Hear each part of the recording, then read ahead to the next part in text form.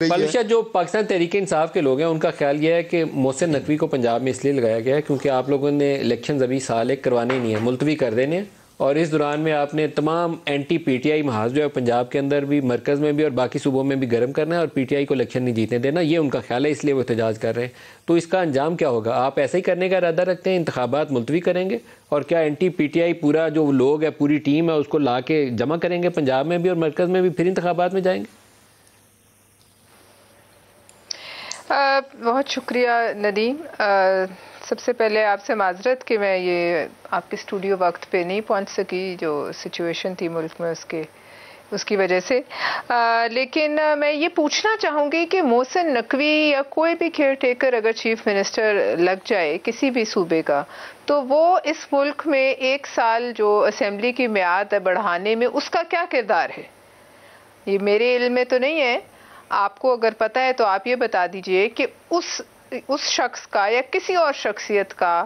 اگر یہ وفاقی حکومت کوئی ارادہ رکھتی ہے تو اس میں محسن نقوی کا کیا رول ہے؟ کیا اس کے بغیر یہ سب نہیں ہو سکتا؟ عمران تو کہتے ہیں کہ رجیم چینج میں بھی سب سے زیادہ رول محسن نقوی کا ہے۔ ان کے کہنے کی تو دیکھیے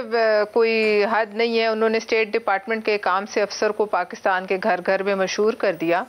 ان کو، اور اب وہ یہ نہیں کہتے۔ پھر بعد میں انہوں نے یہ کہا کہ یہ جو رجیم چینج ہوئی تھی یہ بھی میں ان سے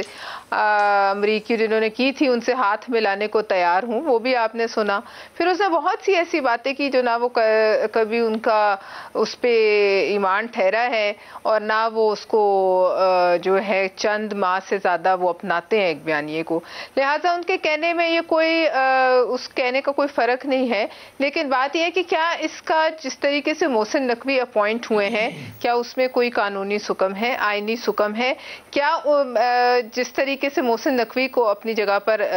اپوائنٹ کیا گیا ہے اس میں اگر کوئی آئینی سکم ہے تو جیسے ابھی آپ لوگ بات کر رہے تھے میں سن رہی تھی کہ آپ لوگ یہ لوگ اس وقت تک عدالت کے پاس ہوتے تو ان کا فیوریٹ کام ہے یہ کوئی مسئلہ اس کو یہ لمبا کرنے کے لیے عدالت گھسیٹ لے تو لے جاتے، ابھی تک ایسا کچھ نہیں ہوا، لہٰذا ان کا ایک پرانا کام ہے کہ جو چیز ان کے مطلب کی نہ ہو یا ان کی بات نہ اس پر چلے تو پھر وہ جو ہے ہر تعیناتی پر غنڈہ گردی کریں، دھونس کریں، دھاندلی کریں، اپنے ٹرول بریگیڈ کو ان کے پیچھے لگا دیں، اور کچھ کام نہ آئے تو پھر مذہب کا کارڈ استعمال کریں۔ یہ تمام چیزیں عمران خان کے خاصے میں شامل ہیں اور یہ وہ کرتے آئے ہیں، آج سے نہیں، آپ پہلے دن سے دیکھیے،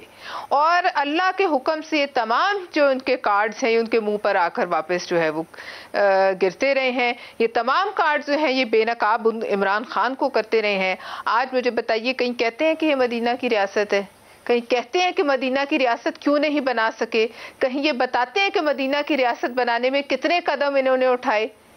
اور کانٹا مارنے والی بات میں نے ابھی سنی، سارا دن بجلی نہیں تھی اس لیے میں ان کے خیالات سے مستفید نہیں ہو سکی، لیکن مجھے یہ بتائیے یہ بات ٹھیک ہے کہ کانٹا نہیں کسی پر لگنا چاہیے چاہے عمران خان ہی کیوں نہ ہو، لیکن کیا انہوں نے جب ان کا ہاتھ پڑتا تھا تو اپنے حواریوں کے ساتھ کس پر کانٹا ڈالنے کی کوشش نہیں کی؟ وہ کون سی جماعت ہے جو ان کے کانٹوں سے جو ہے وہ بچی رہی؟ آیا مسلم لیگ نون پر یہ کوشش نہیں کی؟ پیپلز پارٹی پر یہ کوشش نہیں کی؟ اے این پی پر نہیں؟ وہ ہر جماعت جو مولانا صاحب پر نہیں کی، جو ان کے مخالف کھڑی تھی، انہوں نے ہر صورت کوشش کی کہ انہیں صفائے ہستی سے مٹا دیا جائے، کسی نہ کسی طرح ایسا ہو کہ یہ جس پاکستان سے ان کا جو ہے وجود مٹ جائے۔ تو آج پھر وہ کیوں سمجھتے ہیں کہ اس وقت جو وہ کر رہے تھے وہ ٹھیک تھا، یا آج جو ان کے ساتھ ہو رہا ہے مقافات میں وہ ٹھیک ہے؟